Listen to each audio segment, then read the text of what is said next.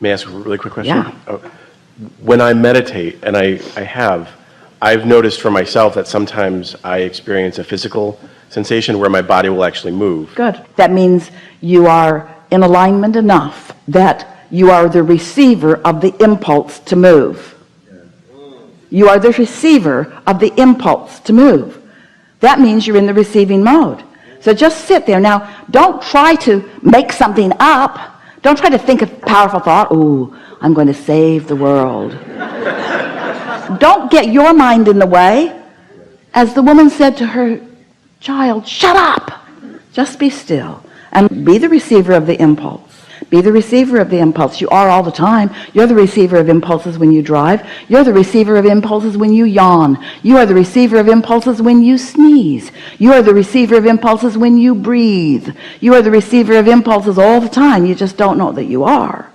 But when you've deliberately quieted your mind and you're the receiver of this impulse, this is a really good thing. And then maybe in this setting, maybe in this moment of meditation, maybe that's as far as it will go. It's gone farther, and that's part of what the question I wanted to ask was, I had an impulse at one point to write, and I just kind of sat in that meditative state, whatever you want to call it, and I've felt my hand just write, but it's been through me as opposed to of me, if that makes any sense, or maybe I'm not. Well, it's all we've been talking about, so yeah, it makes some sense. Yeah. You know who you're talking to? I know, right.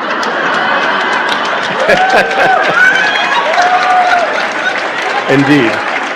And them too, they get it too. And you say, if it makes any sense, I meditated and I received some stuff. I know you don't want to believe that.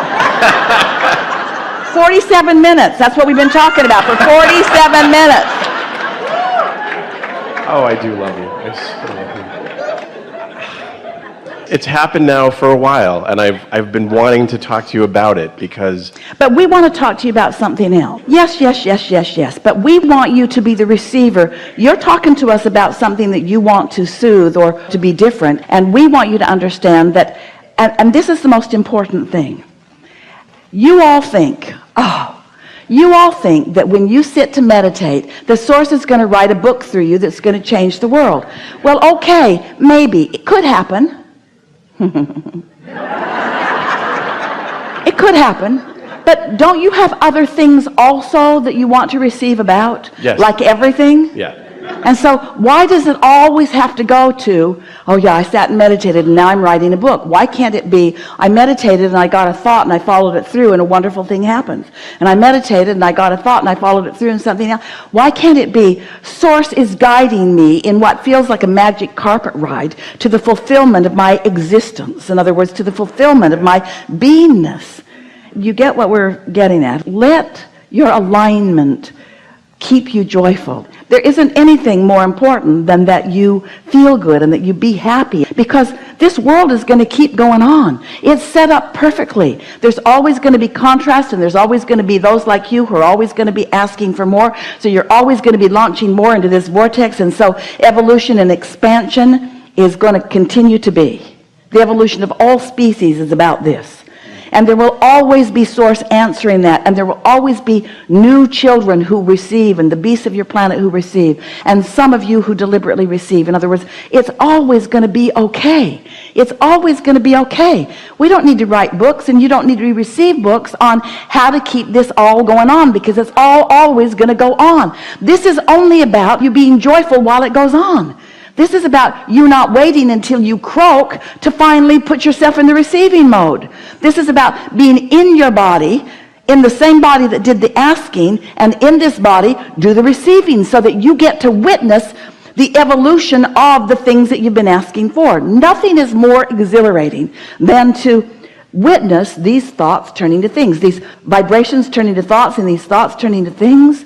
Oh, it's the process of that life is all about. This steady pipeline of things in the process of becoming, And yes, they will manifest into experience, and there will be a book, and yippee, you'll be excited about it for the afternoon. It's the delicious contrast that caused you to focus. Yes. It's the focus that caused you to launch the rocket. Yes. It's that rocket that caused your inner being to join it and add momentum. So the vortex is gathering all of the cooperative components, and then you quieting your mind and getting into the receiving mode so that you can Follow the impulses into your joyful now, into your joyful now, into your joyful now. Not your joyful later, not your manifestation later, to the joyful now. So much fun to find those buttons on those machines. 10 years Esther's been in that house and never understood how to operate any of that. It was so much fun to discover what it would do, and so much fun to make it do it, and so much fun to do it for the neighbors, not the neighbors. So much fun.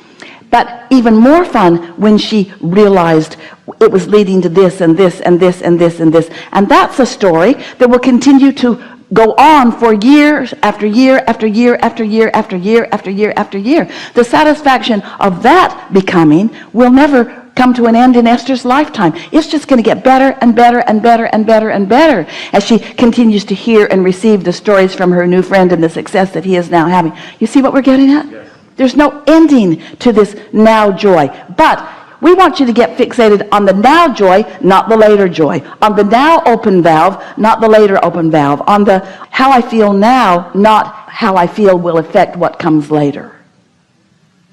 You hear the difference? Yeah, yeah. Focus on how I feel now, not what that will produce. Oh yeah, I meditated. I quieted my mind. I got feeling really good. And now I can really do something. No.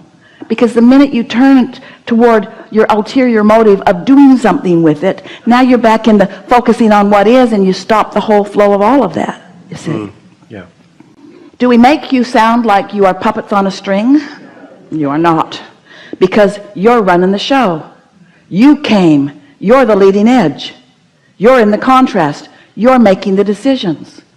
Can you feel the difference between your thinking of a thought, step 1, and your receiving of a thought, step 3?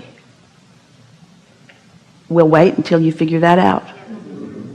Can you feel the difference? Well, this is a new thought for you, isn't it? When you're exploring contrast, you're thinking about it. You're evaluating it. You're measuring it. You're comparing it.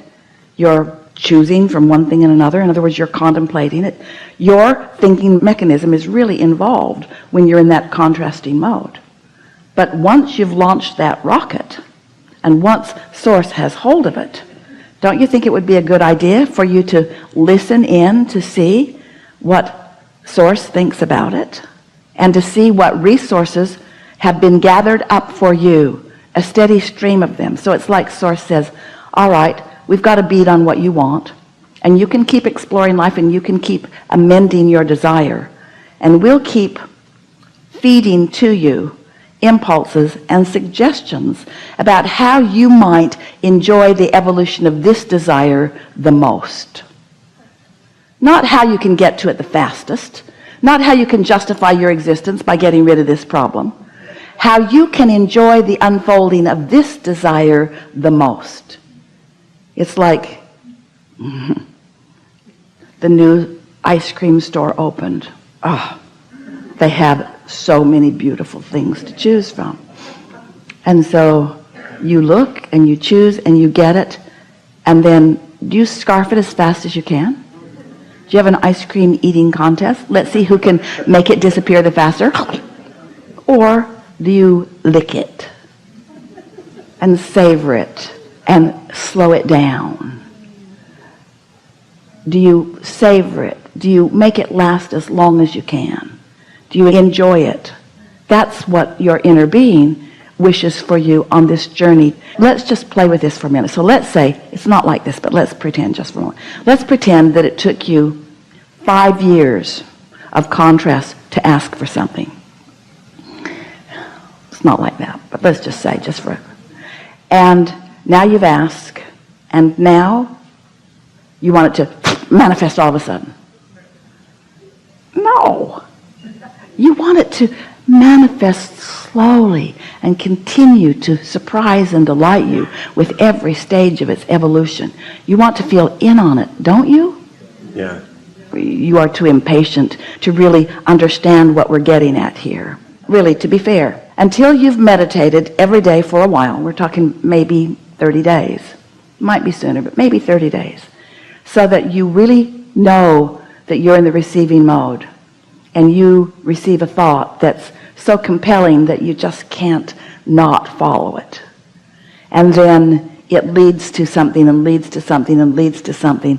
And the pleasure just keeps coming and coming and coming and coming and coming. And you are actually a conscious witness to the unfolding of the thought that you know you received because of meditation. Until that happens to you, this is just a theory that you could forget about tomorrow.